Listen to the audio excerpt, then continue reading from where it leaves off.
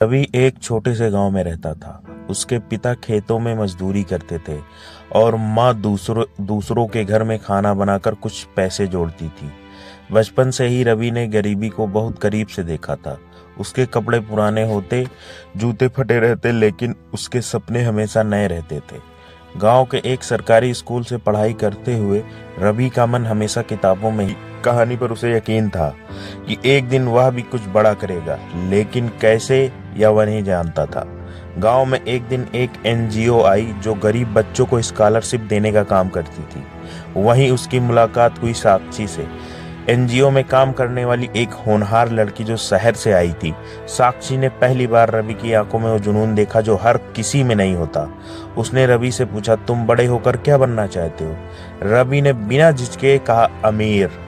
साक्षी हंस पड़ी, लेकिन फिर उसने रवि को समझाया कि सिर्फ अमीर बनने का सपना काफी नहीं, रास्ता भी पता होना चाहिए। उसने रवि को अंग्रेजी सिखानी शुरू की, कंप्यूटर चलाना सिखाया और शहर की बड़ी स्कॉलरशिप के लिए तैयारी कराई। धीरे धीरे रवि में आत्मविश्वास आ गया। 2 साल में रवि ने शहर के सबसे अच्छे कॉलेज में दाखिला पा लिया। वह पढ़ाई में तो अच्छा था ही, अब उसके पास साक्षी का भी साथ था। दोनों में दोस्ती गहरी होती गई और दोस्ती कब प्यार में बदल गई, रवि को पता ही ना चला। साक्षी भी रवि के सपनों में खुद को देखने लगी थी, लेकिन साक्षी ने कभी उसका साथ नहीं छोड़ा।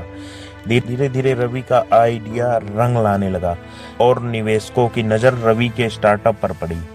कुछ ही सालों में रवि का स्टार्टअप करोड़ों का हो गया। जो लड़का कभी जूते नहीं खरीद पाता था, अब बड़े बड़े बिजनेस मीटिंग्स में जाता था। रवि को अब भी याद है वो दिन जब गांव की टूटी झोपड़ी में निकलकर उसने शहर की ऊंची बिल्डिंग में पहला ऑफिस खोला था और उस ऑफिस के दीवारों पर उसकी सबसे बड़ी ताकत की तस्वीर लगी थी, साक्षी की। में एक इंटरव्यू में रवि ने कहा था, प्यार ने मुझे अमीर बनाया, क्योंकि अगर साक्षी का भरोसा ना होता तो आज मैं भीड़ में खो जाता। उसने मुझे खुद पर यकीन करना सिखाया। आज रवि न केवल खुद अमीर है, बल्कि अपने गांव के सैकड़ों बच्चों को भी पढ़ा रहा है, ताकि किसी रवि को अपने सपनों को सच करने के लिए कभी अकेला न लड़ना पड़े।